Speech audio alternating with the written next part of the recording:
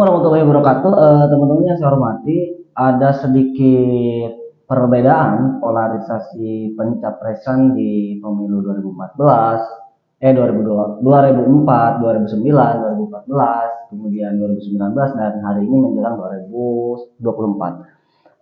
Perbedaan itu terlihat pada titik di mana partai politik sudah berbeda lagi pendekatan terkait dengan siapa yang harus dicalonkan sebagai calon presiden di setiap pemilu. Utamanya kita melihat dari perubahan 2004 kemudian 2009 ke 2014, yang tadinya sosok atau figur yang digadang-gadang mampu menjadi calon presiden itu identik dengan ketua umum partai politik, namun semenjak muncul sosok presiden kita Pak Joko Widodo, beliau bukan tokoh ketua umum partai politik, tapi beliau sebagai seorang sipil warga negara Indonesia yang tidak memiliki background ataupun juga bahkan di DPP pun tidak pernah masuk sebagai pengurus kalau tidak salah. Namun berhasil menduduki jabatan sebagai Presiden Republik Indonesia. Nah, pendekatan ini kita sebut sebagai pendekatan popularitas ataupun juga pendekatan elektabilitas, atau juga bisa disebut dengan metodologi elektabilitas dan juga metodologi popularitas. Di mana kita tahu bahwa ketika 2013, kurang lebih 2 tahun pasca Pak Joko Widodo menjabat sebagai Gubernur DKI Jakarta pada waktu itu, elektabilitas dan popularitas beliau jauh unggul dibanding dengan tokoh-tokoh yang lain seperti dari Golkar misalnya. Pada waktu itu ada Abu Rizal Bakri, kemudian juga ada dari PDI Perjuangan ada Ibu Megawati Soekarno Putri, kemudian juga ada Gerindra Pak Prabowo Subianto, di mana Pak Jokowi mampu mengungguli ketua umum partai politik pada waktu itu. Nah, polarisasi seperti ini kembali terulang di 2022 kemarin, di mana para ketua umum partai politik mereka dengan gigih dan semangat ingin menggunakan metodologi ketua umum partai mereka sebagai calon presiden 2024. Nah, jikalau metodologi tersebut digunakan atau berhasil mereka lakukan, maka satu sosok yang kemungkinan besar memenangkan untuk pemilu 2024 adalah jatuh kepada Pak Prabowo Subianto.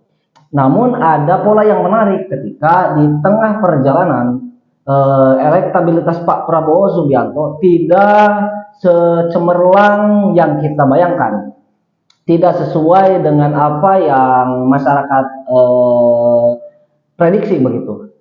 Ada 2 sosok yang sedikit agak mengganggu elektabilitas Pak Prabowo Subianto. Beliau adalah sosok Ganjar Pranowo, kemudian juga sosok Anies Rashid Baswedan. 2 tokoh ini menggerogoti dan merubah skema yang tadinya ketua umum partai politik digadang-gadang sebagai calon presiden untuk 2024, ternyata mampu dikalahkan oleh 2 sosok tersebut, yaitu Ganjar Pranowo dan juga Anies Rashid Baswedan.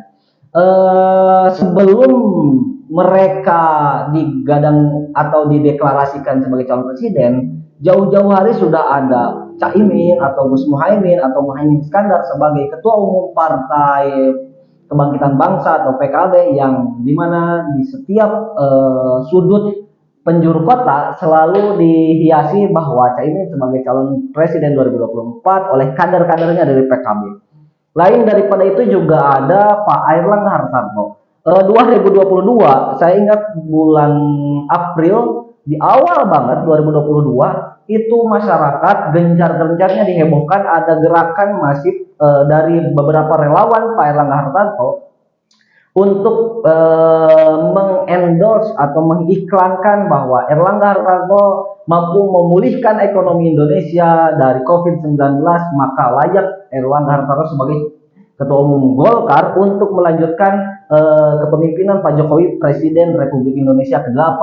Bahkan ada beberapa foto yang cukup menarik di mana 7 foto presiden yang pernah menjabat dan sampai hari ini menjabat, serta foto yang ke-8 adalah foto Erlangga Hartarto.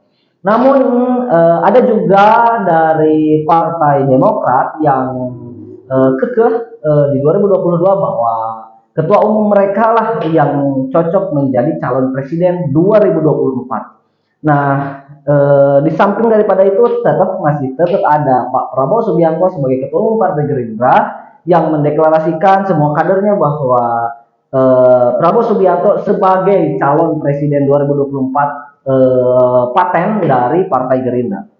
Nah, jika melihat pertarungan ketua umum partai politik tersebut, maka otomatis yang diunggulkan adalah Pak Prabowo Subianto. Namun di tengah perjalanan ada satu partai yang relatif sebagai tim daripada koalisi pemerintahan, yaitu Partai Nasdem dengan solo karir mendeklarasikan bahwa yang layak untuk diusung sebagai kandidat bakal calon presiden 2024 itu adalah Anies Rashid Baswedan. Akhirnya 3 Oktober Partai Nasdem mendeklarasikan Anies sebagai kandidat yang diusung dari Partai Nasdem untuk di pemilu 2024 mendatang. Nah, sebetulnya ada plus minus dari deklarasi yang dilakukan oleh Nasdem bagi kandidat yang lain.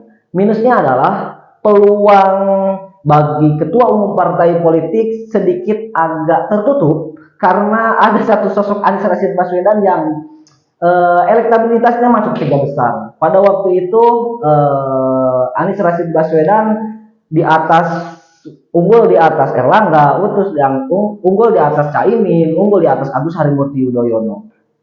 Akhirnya skema pun sedikit agak berubah dan yang diuntungkan pada hari itu adalah salah satunya adalah Ganjar Pranowo. Ganjar Pranowo dari awal 2022 sampai dengan akhir 2022 posisinya selalu berada di urutan pertama. Dan urutan kedua dan ketiga itu selalu saling susul antara Prabowo dan juga Anies Rashid Baswedan. Kadang Anies yang kedua, kemudian juga kadang Pak Prabowo yang kedua. Sempat ketika Anies Rashid Baswedan pasca dideklarasikan oleh Nasdem, kemudian pemerintah mengeluarkan kebijakan terkait dengan kenaikan harga bahan bakar minyak, Anies Rashid Baswedan posisinya berada di urutan kedua, cenderung mengalahkan Pak Prabowo Subianto. Nah, yang menariknya adalah kelemahan Anies Rashid Baswedan karena awal mula sudah di-framing oleh elit politik beliau sebagai simbol oposisi, kemudian juga beliau sebagai simbol perubahan, bahkan ada beberapa analis politik yang mengatakan Anies sebagai antitesanya daripada Jokowi, maka konsekuensi yang pasti didapatkan oleh Anies adalah ketika kepuasan masyarakat terhadap kinerja pemerintahan menurun, maka Anies Rashid Baswedan akan mendapatkan limbangan atau limpahan suara dari pemilih Jokowi yang kecewa terhadap kinerja pemerintahan. Namun itu tidak terjadi di akhir 2022 ketika kepuasan masyarakat terhadap kinerja pemerintahan Joko Widodo naik di atas 72%, maka konsekuensi Anies elektabilitas ataupun popularitasnya juga ikut menurun. Dan hari ini peluang yang diuntungkan adalah kubu dari kandidat yang notabene cenderung dekat dengan pemerintahan, baik itu Ganjar Pranowo ataupun juga Pak Prabowo Subianto. Nah, teman-teman yang saya hormati, yang ingin saya garis bawahi adalah pertama, jika Anies Rashid Baswedan ingin memenangkan kembali Pilpres di 2024 mendatang, satu atau yang pertama jawabannya adalah mau tidak mau Anies Rashid Baswedan harus bersama dengan Ganjar Pranowo, karena Ganjar Pranowo itu berada di urutan pertama di survei, artinya secara elektabilitas, popularitas beliau unggul, maka mau tidak mau Anies harus menurunkan tensinya menjadi wakilnya Pak Ganjar Pranowo. Tapi itu tidak mungkin. Kenapa tidak mungkin? Karena ada statement dari Pak Hasto, sepertinya untuk membangun koalisi bersama oposisi itu tidak mungkin. Siapa oposisi? Baik itu PKS, baik itu Demokrat, baik itu Nasdem, baik itu Anies Rashid Baswedan. Jadi kemungkinan yang pertama Anies untuk mendapatkan kemenangan dengan cara bergabung dengan Ganjar Pranowo itu hal yang mustahil untuk hari ini, teman-teman. Kemudian solusi yang kedua agar Anies mendapatkan simpati atau dukungan untuk memenangkan Pilpres di 2024, yang kedua adalah dengan mendapatkan simpati dari pemilihnya Pak Joko Widodo, bukan dengan memilih atau mendapatkan simpati dari pemilih Pak Prabowo, tapi memilih simpati dari Pak Joko Widodo. Yang mana kita tahu hari ini pemilih atau simpatisan Joko Widodo itu cenderung berada di posisinya Pak Ganjar dan juga berada di posisinya Pak Prabowo. Dan jika Anies ingin merubah takdir untuk mendapatkan skema menjadi terunggul di Pilpres 2024, ya itu adalah hal yang mutlak Anies untuk mendapatkan limpahan suara dari Pak Joko Widodo, baik itu di Jawa Tengah maupun itu di Jawa Timur. Dan mungkin ada beberapa skema yang harus Anies Baswedan lakukan, misal wakil presidennya dari ulama NU di Jawa Tengah ataupun Jawa Timur bisa Habib Lutfi, bisa Ibu Khofifah.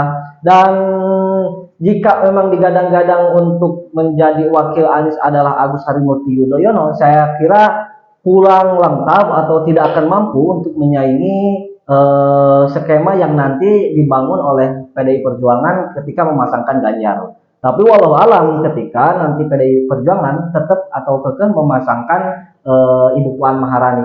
Nah, namun yang harus jadi catatan ketika pertemuan kemarin antara Ibu Megawati Soekarno Putri dengan Pak Joko Widodo, saya kira sepertinya Ibu Megawati Soekarno Putri dan Pak Joko Widodo itu memang betul-betul menampung aspirasi masyarakat atau aspirasi suara warga Indonesia, di mana kebanyakan atau 30% masyarakat Indonesia menginginkan berada di suaranya Pak Ganjar Pranowo. Dan jika ingin ada kemenangan bagi siapapun caleg capres di 2024, tidak boleh bertentangan dengan suara masyarakat. Artinya jika 30% masyarakat menginginkan Ganjar Pranowo, maka pertimbangan Joko Widodo dan juga Ibu Megawati Soekarno Putri harus betul-betul mempertimbangkan antara Ibu Puan dan juga Pak Ganjar Pranowo, harusnya jatuh pilihan kepada Pak Ganjar Pranowo karena suara pilihan masyarakat mengunggulkan Ganjar Pranowo sebagai kandidasi calon presiden yang bisa dianggap mampu untuk melanjutkan program Joko Widodo.